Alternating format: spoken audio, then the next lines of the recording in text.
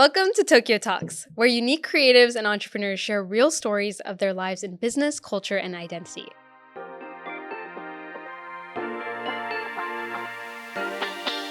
I'm your host, Ananya, and today I'm excited to welcome Klara Blanc, CEO of Monapo, director of fashion brand Atelier Rouge, and model who's built a brand by fully embracing her position between both cultures.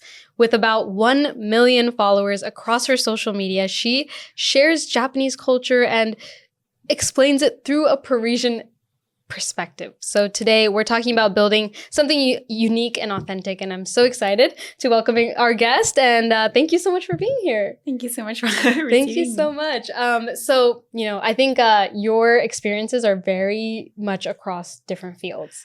Right. Sure. You've had many different careers. And so for anyone who's, watching you for the first time, could you kind of share a little bit about yourself? Sure. So like a quick background. Quick jiko-shoukai. Quick jiko-shoukai. I guess like the question that I get the most is like how I fell into like the love for Japan. And so when I was 13, I saw a show of Yohji Yamamoto in Paris. And I was so impressed, the asymmetry, everything black. It was like a new vision of women beauty that was so different from any other brands. I asked like what it is, and I was told it's a Japanese designer. And from there, I started to research Japan, and I just became like obsessed, like a maniac. Yeah. But I mean, at 13, you were watching fashion shows. Yeah, it was a coincidence because my mom's friend was working there. Like, it was just a coincidence. But that like kind of what changed everything for me. Yeah. And then I decided that, I will live in Japan. Wow. That's a big decision to make, like straight off the bat. I don't know what got into me. Like, people always ask me why I love Japan so much, but why do you love your husband? It's like there are many points, but love is just beyond. But I got obsessed, and my university didn't have an exchange program with Japan. So I harassed my sensei in charge of that, and he built it for me. Oh, wow. Yeah. So I was the first one to start the exchange. So I'm forever grateful. Wow. He changed my life. That's so interesting. So, I mean, I'm also wondering, early on, was your first career like modeling? No. So actually, modeling. So actually, like a great timing to answer this question, because when I needed to wait 1 year before I could go to Japan, because it took time to do all the paperwork. And so I had 1 year of like nothing, and I didn't have money. And you needed money to sustain yourself. And I thought I was going to do a baito, like a cafe or whatever. But then I got the opportunity to model. And so I was like, well, maybe I can earn a bit more than at a cafe. So why not? And so for 1 year, I modeled in Paris and London. Wow. I earned a bit of money, and then I could the year after go to Japan for my third year. So I completely thought you had modeled first and then got into Japanese culture, but Japan was always kind of the goal.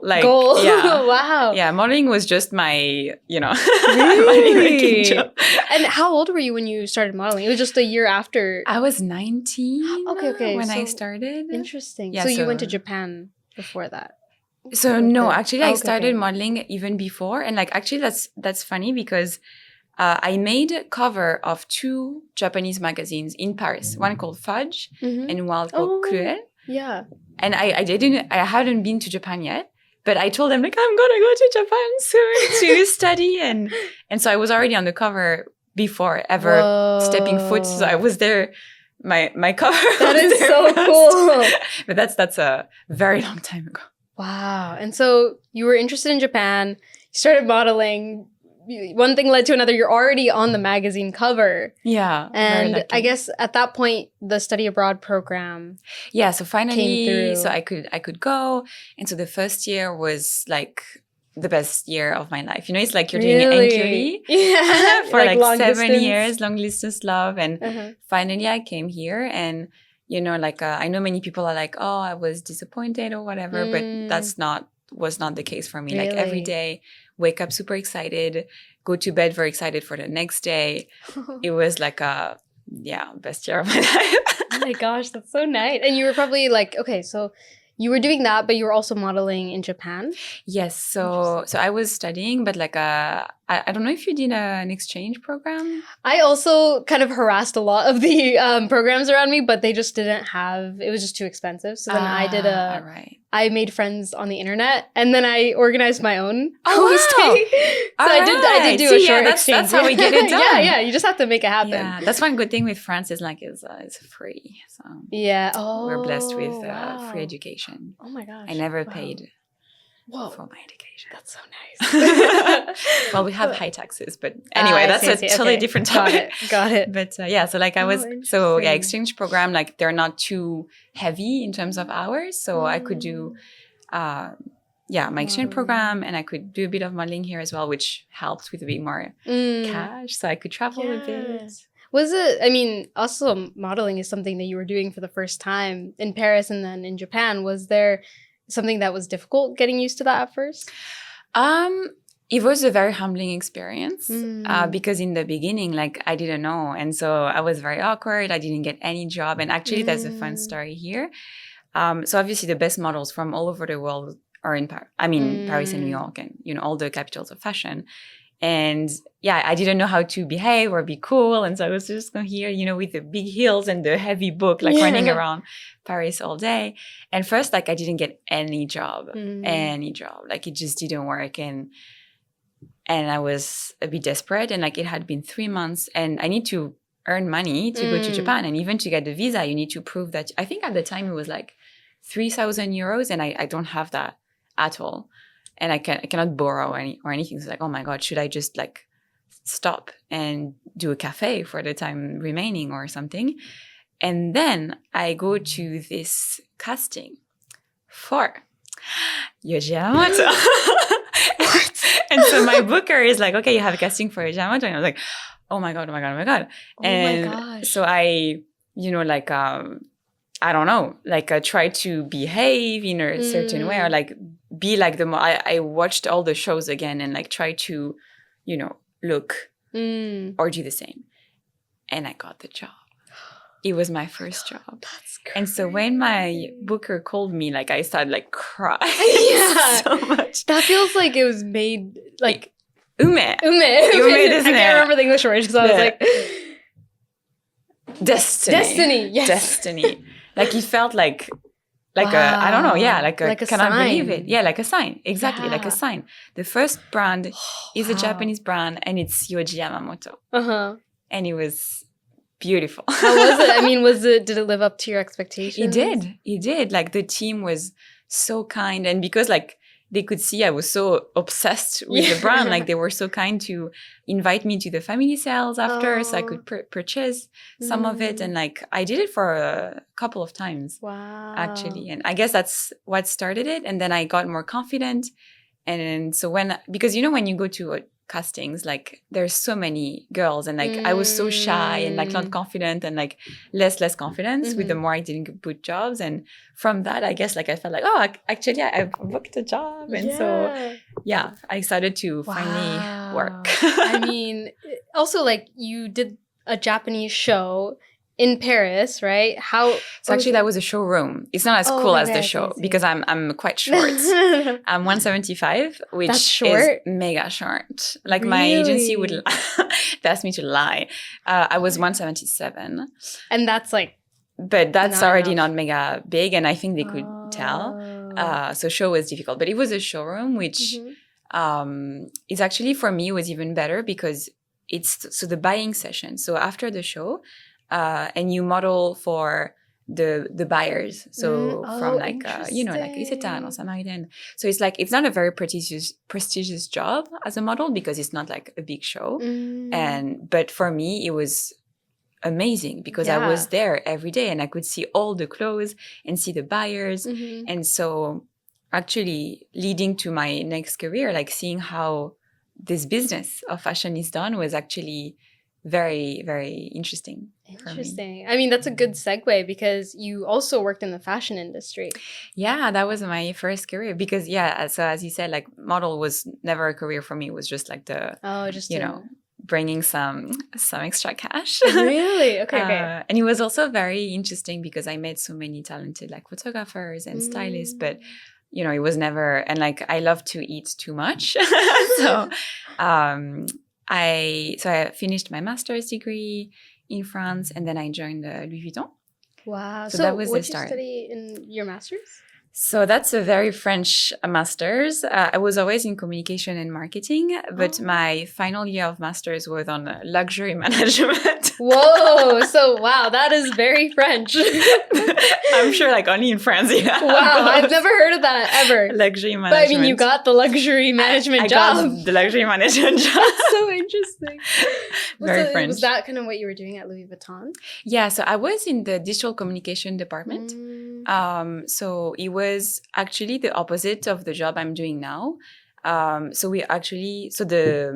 There's so many needs in terms of photo and video and text, like content for digital campaigns, for the website, for the social media, for the CRM. And so I was helping with making sure that everything that needs to be produced is produced either by agencies outside or with the internal studio. So I was on the opposite side of the equation. And then now that I'm on the agency side, I'm like, oh, I wish I had been a bit nicer with my deadlines. What? You cannot do this by tomorrow? Oh, I see. Now I'm told that. So when you're the client, you can just kind of be like, hey, we need this by it's X so date, easy. You just ask it. But actually it takes a lot. Yeah, to wow. do that stuff. So you were, I guess, working at Louis Vuitton in France. Paris, yes. In Paris. So that means you must have been like, okay, what was the point where you were like, was your dream to always come to Japan or? Yes. So like the thing is, I really wanted to have a career in luxury. That was always my passion. And that's also something that I discovered through Yohji Yamamoto, like the fashion, and always very, very passionate. And like that's something I would like to help in any way. But like obviously Japan, like obviously we have Yohji Yamamoto, we have Issey Miyake, we have Comme des Garçons. But like we don't have like huge global luxury brands at this point. And so I wanted to have like a starting point, like there. So that's what I started in France. But I got so koishi of Japan. You miss Japan. I miss Japan so much. And so I decided, and I was like, and also it's so comfortable because the work-life balance is so good in France. And I was like, okay, if I stay here, and I loved my job, I loved my bosses, I was like, I'll never leave France, and I'll never go back to Japan. Interesting. Like I have to go now, and so I left, and I searched for a job in Japan, and it's been 7 years now. I mean, even looking for a job in Japan is often really hard. I mean, that's why foreigners are often English teachers or, doing all kinds of different jobs until they can actually land something. Yeah. At that point, did you already speak Japanese as well? I did, because from of the 1 year that I was studying here, and I studied like a crazy person. I think same as you. Like I watched your video on how you learn Japanese. Oh, really? Like there's no magic trick. Yeah. You just need to study so much. But in a year, that's a lot. Yeah, I did 20. So most modeling job is mostly about waiting.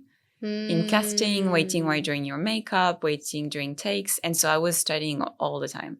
That's smart. Yeah, so like and also I was in an environment that no one speaks English, because on set, mostly the teams, the makeup artists and everything, they speak Japanese. And so I could like every single day. At first, it was like very like, my name is Klara. I come from France. I like apples, whatever. And they were very patient with me, and they were very kind to have these very basic conversations with me. And so I could practice. And after a year, I could speak casually. Wow. Yeah. And then I kept on studying. I had all the, like Keigo books. And so when I came back, obviously I was not like native, but it was a good start. And so at that point you were like, okay, I think I can work at a Japanese company, have the Keigo down. Or just roughly, you know, they'll teach you. I feel like in Japanese companies, they're comfortable teaching. Yeah, like if they're patient, maybe. And so it was actually very difficult to look for a job. So first I was looking at, you know, also like, you know, as a woman, as a foreigner, like, and I had never worked in a Japanese company and, you know, like all the stigma around it. So I was like, oh my God, like if I have a bad experience and I start like having a bad feeling towards Japan, like my whole life purpose is gonna vanish. Like my whole identity and love has been Japan for all these years. So I was very scared that it would become that I would have a bad experience. And so first, also visa, I need a visa. And so first I started to look for to go in a branch of, you know, so I had an offer from like Louis Vuitton, the branch here, or like there was I think also like Chanel and Van Cleef. And I really hesitated, but like obviously since they are not headquarters and luxury is like very, very top down in terms of interesting. There's not a lot of freedom of creativity. I mean, maybe it's changed in the past years because obviously it's been 7 years, so probably things have changed. But I really wanted to have a creative job, and there was not. It was like a consumer data analyst or webmaster, which, you know, are extremely important, but it's not what I wanted for my career. And so I was like, wait, actually, what the agencies I work with, it seems very fun what they're doing. Maybe I want to do this rather than being the person who gives the brief and the feedback. Maybe I want to be the person who does the stuff. And I remember Monopo, we have like a parties every month called Monopo Night. And I had been invited when I was living in Japan. And I remember like really good vibe, very international. And then I was like, oh, let me check.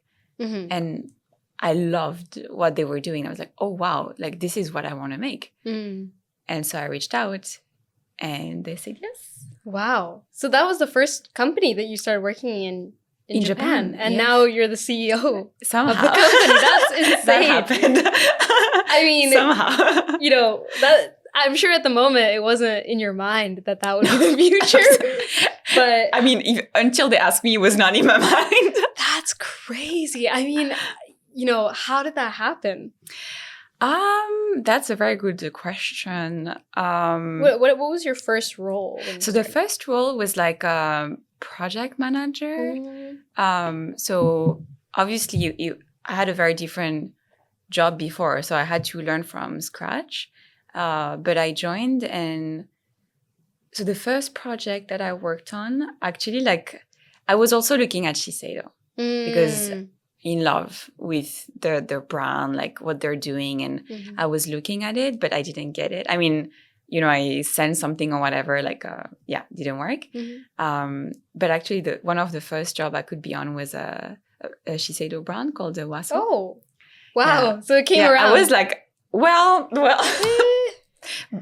Again, the lot of destiny in your story. Yeah, and it was such a beautiful brand. Unfortunately, it doesn't exist anymore. But it was so fun to work on it, and I started like to do like a Eigyo position, so sales. Okay. In Japanese. In Japanese. Yeah. With Japanese clients. Yeah. One of the biggest companies in Japan. Whoa. But like I had a fantastic senpai mentor and we don't have ChatGPT at the time. So he was my ChatGPT. So I would text him every email before sending it, and he would fix it. Oh my goodness. He spent so much time on me.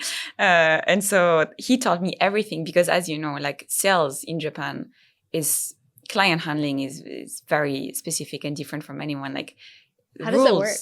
Rules for everything. So, you know, when you have a meeting, where you sit is obviously decided. Like, you know, Meishi Kokan is very like if you take the taxi together, where they should sit, like when you take the elevator, and like obviously how you talk, like, you know, Keigo is like a totally different word, like a different language almost.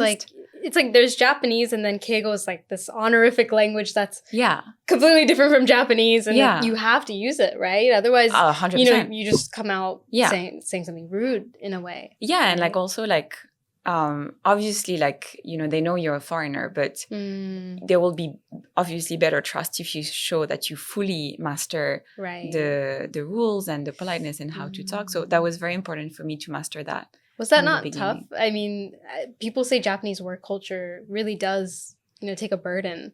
Was So I that think not the like case? what was difficult for me, but I was very lucky to have great mentors in the company, is like the level, like perfect is a standard, which is not how I work in France. Like also I was on client side in the biggest company in France. So it's like the Right. position is like, and now I come from like agency side with one of the biggest companies in Japan.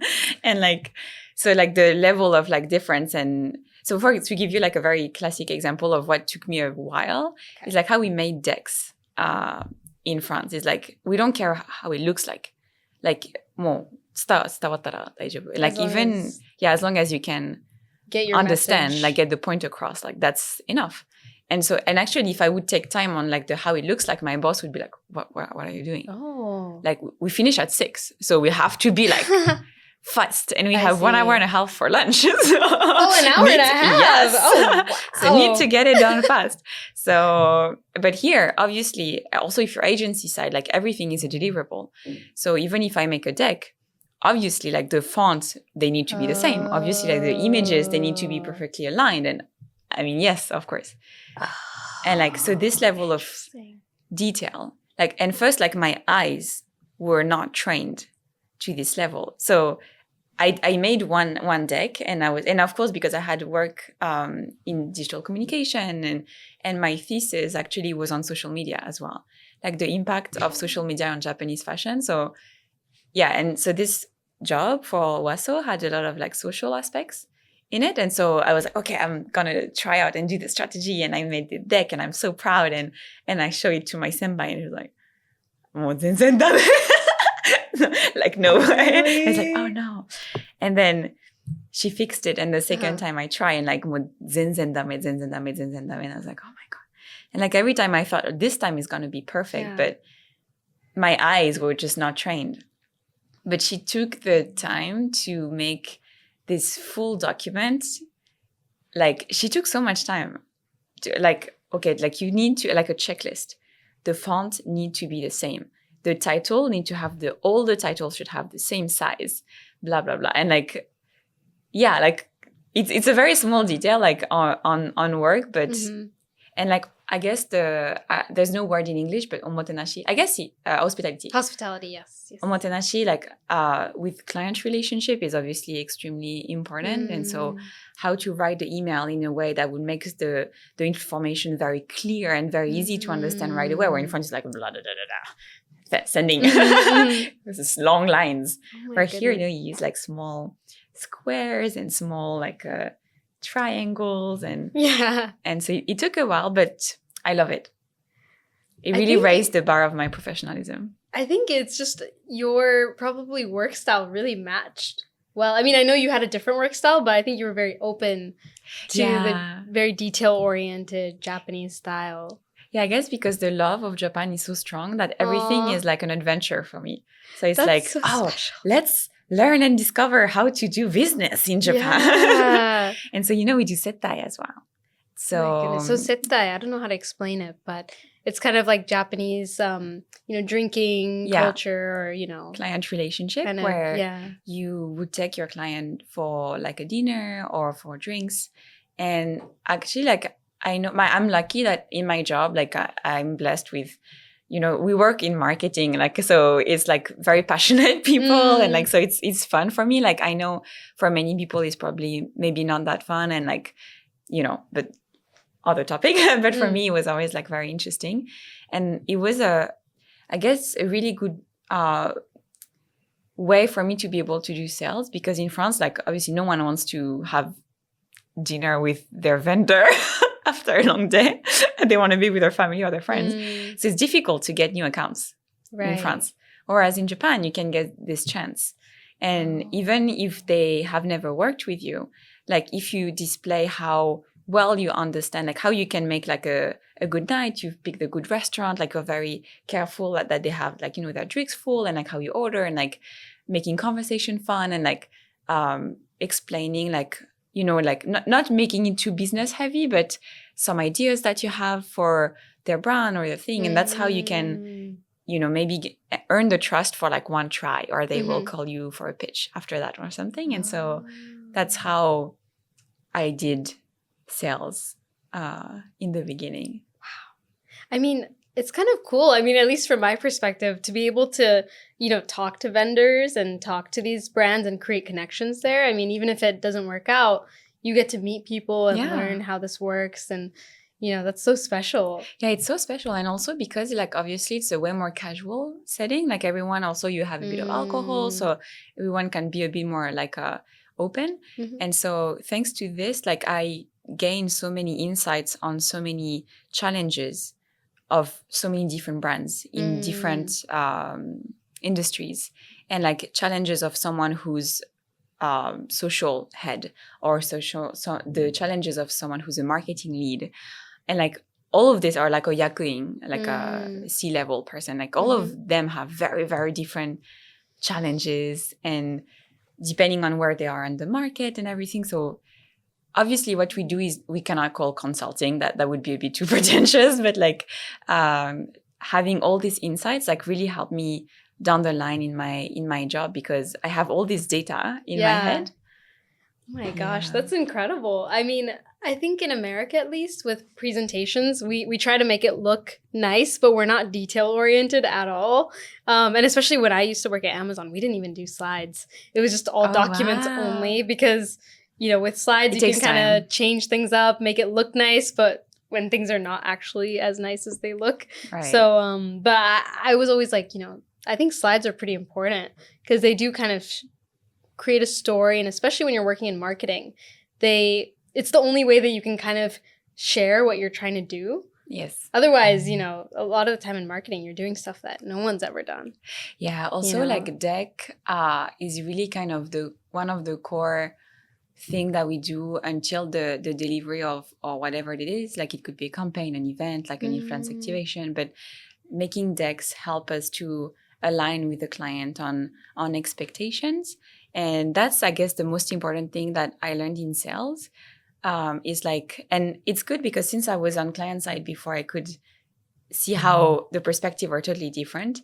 Like if you've never worked in production, like you don't know what it takes to make something as difficult as, sometimes we make like TV commercial or like a 200 people event. And like those are totally different, like process and timelines and needs to be checked. So, and when we make like really well done decks, it also shows that we can be trusted in, if we can handle like a very detailed, we put the information in like a very easy to understand, like this is the level of our quality of our work that will reflect in everything that we do. So, and I'm still not good at doing decks. Fortunately, I don't have to do those anymore. Wow. I mean, yeah, congrats. I mean, that's such a huge... Dodged a bullet. How did that happen? How did you become the CEO? Well, I guess we would need to ask the founders. But what they told me is like, I think it was like a natural progression. So obviously now there's the market, and you would know better than anyone else, but the market for social has become more and more important. Like traditional advertising was just like one big TV commercial, one big, ad, OH, and that was your full marketing budget for a year. And now, like, you have like 10,000 campaigns, like you do influencers, like 10,000 platforms, and it's really hard to navigate. Like, also, like, obviously, people who work in like high level, like marketing lead or stuff, like they obviously have, I don't know, they're over 40 or something. So how do they're not native of social media. Maybe some of them are, but like I think it's very difficult to navigate. And because of like my experience before, and like also as you kindly said, like a content creator, like I have a everyday understanding of what's going on. So I made our social department at Monopo.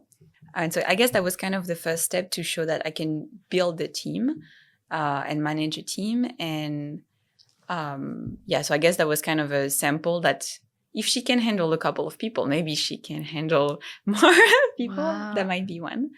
And then I guess like leading the sales of the company for the last couple of years, which also there's part of luck, to be honest, because I think like what I can do somehow perfectly matched with the needs of the market right now. So knowing social, being bilingual, being able to, because I've been a producer for years.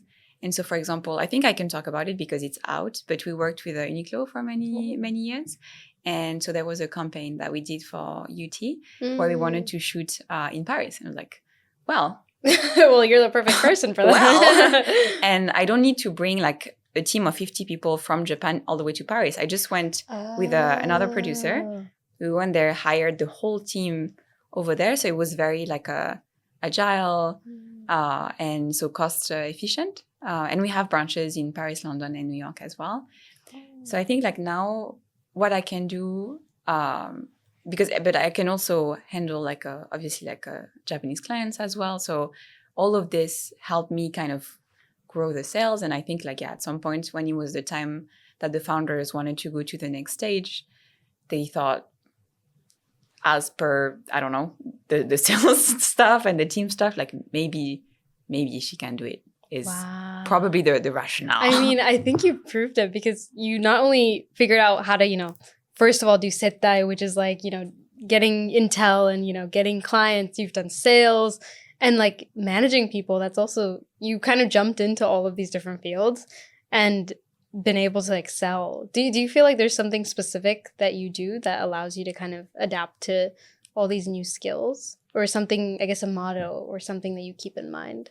Like, actually, that's something that I was wondering myself because, like, if you look just on paper, like a model, influencer, like you would think like, oh, someone who just like likes to like shine and be in front of the. But actually, like, I really enjoy the most my role as sales and team leader.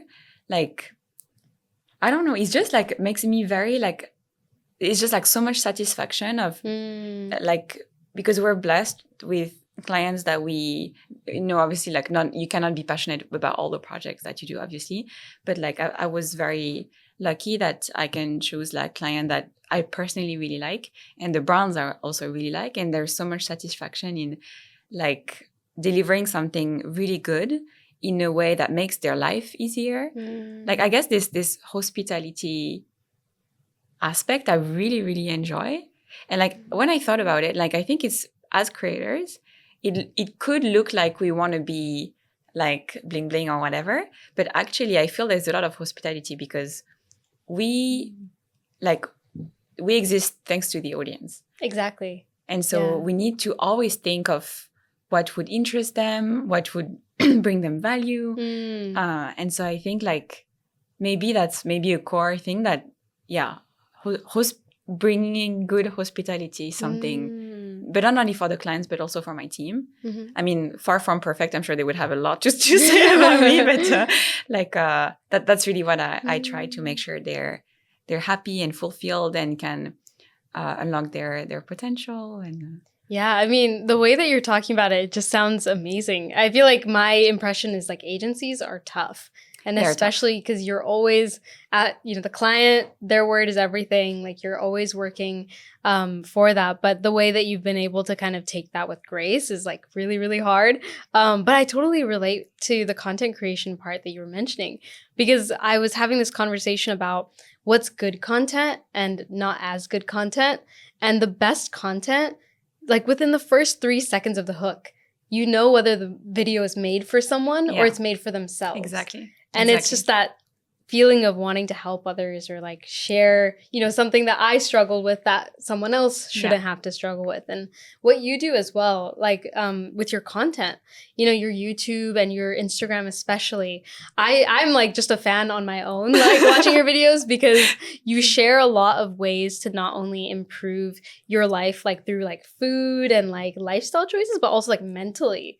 Like what kind of mindset? Like you call it like the Parisian, what is it called? Effortless. Yeah, effortless mind. Effortless mind, and kind of this Parisian, like, actually, I was curious about this. Yeah. In Japan, it seems like the word Parisian is like this staple kind of term, which I didn't know until I saw your content.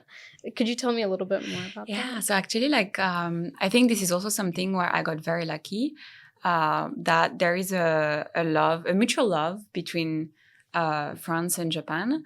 And so I think like, yeah, I guess like there's this image around the Parisienne, which is like a very chic but effortless. She doesn't take herself too seriously, which is pretty true. Like, I mean, not taking yourself too seriously. Like, I realized moving here, the huge gap. Like, I remember the first time I walked in Shibuya, I thought like, wow, Paris is not the capital of fashion. Like Shibuya is. Like everyone was dressed so well and like putting so much care and effort, and like the makeup is perfect, the hair is perfect, and even people who you can tell they're not into fashion, like still they're very careful. Like the color coordination is fine, like it's ironed, like wow. And so I thought like this, I love both. And I think both have like their good points, and maybe there are points where you can feel like and like, so I guess what I was the most surprised coming here, and I lived in a share house. Oh, really? Me too. It's a rite of passage. Yeah, we all go. Like, you know, it's hard to rent a place when you're a foreigner. Oh, 100%. And so I was living with 10 Japanese women, which was so fun. And so that's also how I got good at Japanese, because every night I go home and we were having dinner together, and they were slightly older than me. So they were my onesan, like my big sisters in Japan. They were so kind. That's so nice. And so I finally, because before that, so my only interaction with Japanese people was like the shooting teams or like the clerks at the store. And so very naively, I was pretty young. I was like a 20, but like very naively, I thought like Japanese people just don't complain or like don't feel bad emotions or whatever, which was very naive. I mean, I kind of thought that too until I actually talked to people, and I was like, yeah. And so like I lived in my share house, and finally, like, you know, they told, my boss said that today, like so annoying. Or I was like, of course, they're human like us. So of course.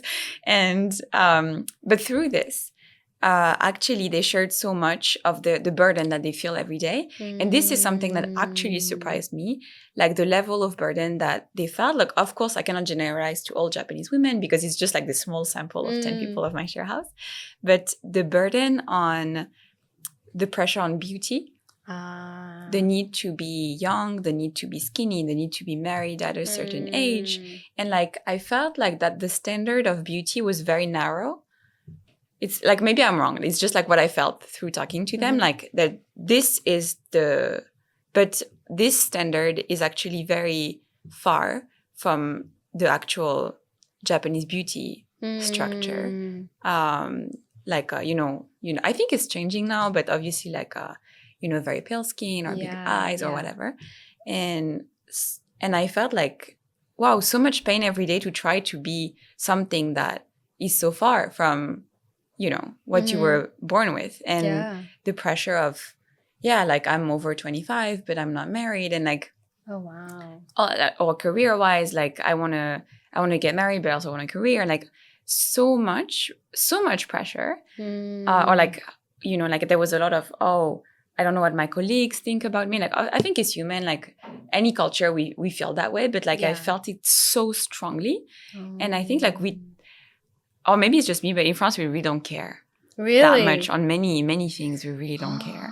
Yeah. I mean, I think I feel it in the air. Like, you know, I don't even need people to tell me sometimes. I just can tell people are very stressed out. You know, in any train that you're in, like girls are always checking their appearance, always making sure.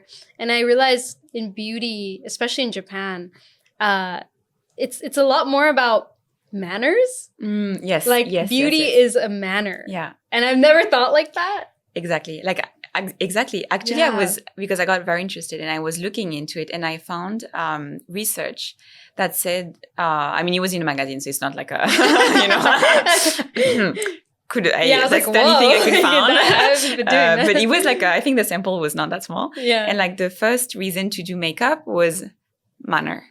Yeah, actually I spoke to like I work with clients in like the cosmetics industry in Japan, and I was talking to them and I was like, oh, your nails are so nice. And they're like, yeah, they're nice. And I was like, oh, I mean, I guess you don't and she was just like, oh, like, I don't really like doing nails, but, you know, everyone does it. So you kind of have to. And I was like, oh my God, like, I hate that because you're not only like doing your nails, but you have to put money aside every single month. And that's so much of a budget, yeah. Yeah, and I was just like really just sad to hear that. I was like, I can't believe that. So I guess it's not like my position on like, and to answer your question about my content, like I'm not trying to be like, you should do this. This is better. Listen to the French person. It's just like, I guess, this is an option. What do you think about this? Because obviously I come from a very different culture, and like, I think we should care more. I think France has a lot to learn about Japan in many, many aspects, but not caring can sometimes be very freeing. And I think like what I always say is like, you cannot be 100% on everything, but some things you want to be 100% or you want to be 200%. And so effortless is not about not doing effort. It's about strategically deciding where you want to save your energy. I like that. So like a very stupid example, but like in the morning, like I don't do my hair. Like today I did a big effort that I don't do my hair. I don't really iron my clothes. I just want to have as much time as possible to do the other stuff that I want to do. So sometimes I'll go without makeup in the office. Sometimes I'll go with my glasses on in the office. I'll almost like a pajama if I don't have like clients that day. I don't care. That doesn't mean that, you know, everyone should do that, but it's these small things. Yeah, I like that. It's like you can focus your energy in other directions. Yeah, and food is the same. As you said, like my content about food is like, you know, like moritsuke, the appearance of the food, like it's for me. Like it's gonna look very bad. And like I don't have any technique. Like I think that's what people like about my food content is like it's very rough. Anyone can do it in 5 minutes. But it tastes good and it's healthy and it's good for you. But I think like many times people comment like, oh, right, it could be that simple. You don't need to do the perfect like appearance. You don't need to cook everything perfectly or cut it perfectly. Like, no, if you want to, that's great. And that's fine. But if you don't want to, that's also fine. Style. Yeah. How did you start making content? Was that just by chance? So first, that's when I started modeling, and my agency was like, oh, you need to have Instagram. At the time that there was no reels, there was just like photos, and I was just like posting my jobs there. So there was not any content or whatever, but I think as many creators, it's like COVID hit, and TikTok became a huge thing. And because I was doing a lot of social strategy at the time, I was like, oh my God, I need to understand this thing because my clients are going to need it. And social media, the best way to learn is to do it. Yeah. And so I tried doing it, and then it buzzed. I was like, oh. The first video. Almost. Wow. Like I did a skit on like difference between French and Japanese culture, and like pretty soon it was buzzing. Like, oh wow. And I kept doing it, and like I remember the first time like I was in the metro and someone was like, Klara sound this kind of. Oh wow. Oh. And straight off the bat, your content was in Japanese towards Japanese audiences. Yes. Was that like a conscious decision, or did it just happen? Yeah, because most of my clients here are Japanese, and if it's like social, sometimes we have global projects, but like there's a lot of Japan, and I wanted to understand the Japanese audience, and so that's why I started in Japanese. And just after you started, it started getting a lot bigger, and you just kept going with it. So yes, and then Instagram launched the Reels, and YouTube launched the Shorts, and I understood like, oh, now it's all gonna be about short vertical content, which was never the case. You just had photos or long YouTube. I was like, I mean, it was very obvious from the beginning that it was going to be the new norm. I was like, oh my God, it's gonna change everything. Even like us as Monopo, how we do, it was so obvious, and so I started to keep going doing that. And then I guess like I started to have jobs, and then I was like, oh wait, because then when a job goes well and I feel like there's maybe a potential, I would reach out to the client and be like, can I come and say hi in your office? And then they say yes, and then I go to talk in their office and like, you know, hear about their challenges as a brand, and so like, by the way, I work at Monopo. That's so clever. And so that's Oh my also how I gosh. could get more sales. Yeah. As So well. you just use that as like a sales strategy. Yes, That's it's a good so like interesting. entry point. I mean, yeah, because they loved working with you already. So Yeah, and I guess This is then just they a would secondary. believe that I know what I'm doing. Like we don't do Right, only right. social. It's like we're a full service Ah. agency. But yeah, because I was doing the social department, I guess that helped. I mean, there's just so much. I'm like worried we're gonna run out of time, so I'm gonna Tashkani. jump to our next question. So you started your own brand. Yes. When was it, and what was the kind of inspiration of that? So that was 5 years ago. So Okay. this year is our 5th year. You started a anniversary. brand 2 years into living in Japan. Yeah. Wow. So that was also luck. I feel I guess, the love is mutual between me and Japan. I feel like she's got my back. Aw. And also I got my permanent residency last year. Congratulations. So I felt like I got married.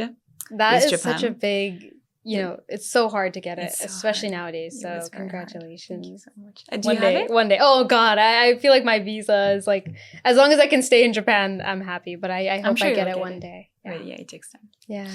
And so like I got very lucky because I had a blog about Japan. Oh. Yeah, that I was Just doing. just a blog Oh. on WordPress. And like there's this company and someone saw my blog.